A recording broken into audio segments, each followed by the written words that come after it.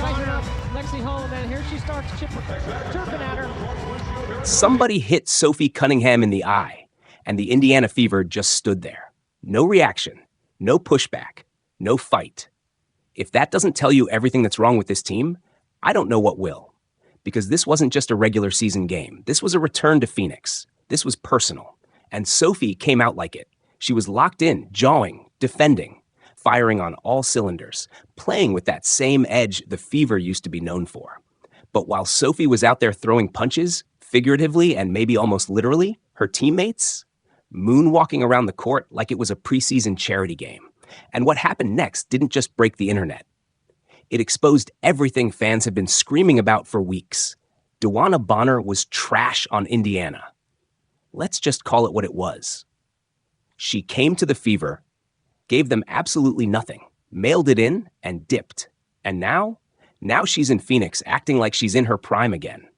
She was out there cooking, pulling up with confidence, breaking defenders down off the dribble, talking wild the entire game like she never wore an Indiana jersey. And you know what's crazy? She wasn't even subtle about it. She went right at Lexi Hull, all up in her face, barking after every bucket, letting the whole Fever bench know, I'm not one of y'all anymore. She was talking crazy to Sophie too, but it was Lexi she really targeted. It looked personal, like she circled this date on the calendar the moment the schedule dropped. And fans are left wondering, where was this DeWanna Bonner when she was here? One fan said it best. She leaves the Fever and suddenly remembers how to hoop? It's wild, because in Indiana, she couldn't hit the broadside of a barn. Now in Phoenix, she's moving like a vet with a chip on her shoulder. Step backs, crossovers, confidence, trash talk. Who is this? People are even joking she and DeJanae Carrington need to be investigated. Like, how do you both go from bricklayers to shot creators overnight? But this wasn't just a hot shooting night. This was a straight-up revenge tour. Bonner came into this game with something to prove, and she didn't care who caught the smoke. But if Bonner was out to prove a point, Sophie was out to make sure she didn't get away with it quietly. Let's get one thing straight. Sophie Cunningham didn't come to hoop. She came to war. And when the punches started flying, verbally and physically, Sophie was the only one swinging back. She was barking at Alyssa Thomas. She was jawing with Kalea Copper. And she did not back down from DeWanna Bonner, who had been talking spicy all game like she had some kind of vendetta to settle. Sophie wasn't just playing defense. She was standing on business.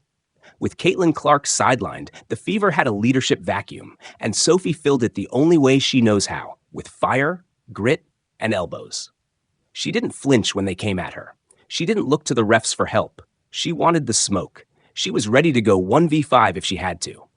And this wasn't fake hustle. This was personal. Sophie wanted this win. You could see it in her body language. Every rebound, every scream, every stare down. She was trying to drag this team into the fight. But the real question is, was anybody else even trying to go with her? Then it happened, the moment that lit the whole internet on fire.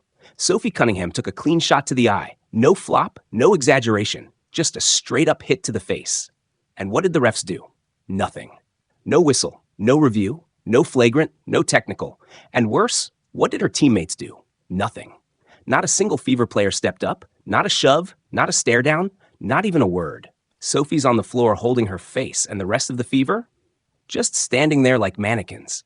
Like they didn't just watch their only fighter get decked.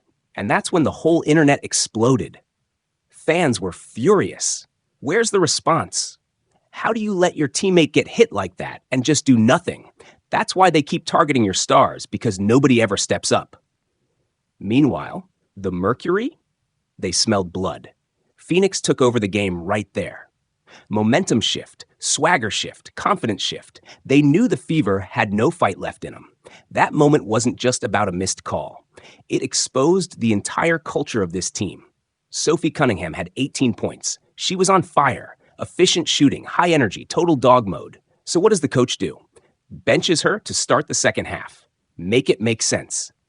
The one player who actually wanted to fight, literally and figuratively, got pulled when the game was still in reach. The Fever lost all momentum. Meanwhile, Phoenix smelled blood.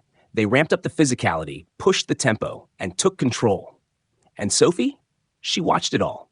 from the bench. Fans lost it. She's your best player tonight, and you sit her? Are we tanking or just allergic to effort? What does she have to do? Bleed out at center court to stay in the game? This wasn't just a bad rotation. This was a coaching faceplant in 4K. Caitlin Clark was out, so Phoenix adjusted fast.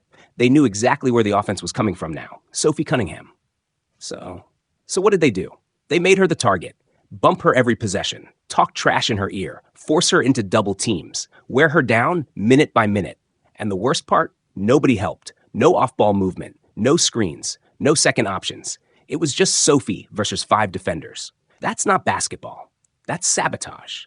And while Sophie was getting mauled at half court, the rest of the Fever were just standing. Phoenix knew exactly what they were doing, and Indiana? They handed them the game plan on a silver platter. Remember when DeWanna Bonner dipped from Indiana? She didn't just leave. She trashed the franchise on her way out. Didn't hold back. Said what she said. Indiana? Silent. Fast forward to now. She walks into the building and drops 20+ like it's nothing. Phoenix gave her the keys. Let her cook. Meanwhile, Indiana had her on a leash. Now the fans are watching this unfold like, wait, this is the player we had? Yeah, and she gave y'all nothing. Didn't fight for the team. Didn't build with the squad. Just bailed. And now she's shining against the very team she ghosted. The worst part? She looked like she enjoyed it. And the fans? Oh, they remember everything. Let's be real. Without Caitlin Clark, this team is straight up lifeless. Like, where's the pride? Where's the fight? Sophie Cunningham showed up swinging. The rest of the Fever might as well have stayed on the bus. And the coaching? Don't even get me started. No adjustments, no urgency, no clue. Phoenix got physical, got dirty, and Indiana just stood there like traffic cones. You're telling me one missing player makes the entire team collapse? Nah, that's not about talent. That's about heart. This ain't just a Caitlin problem. It's a locker room problem, a culture problem. The Fever don't need one superstar. They need dogs. They need people who'll bleed for this jersey, win or lose. Because if Caitlin Clark has to carry everything every night, this season's already over.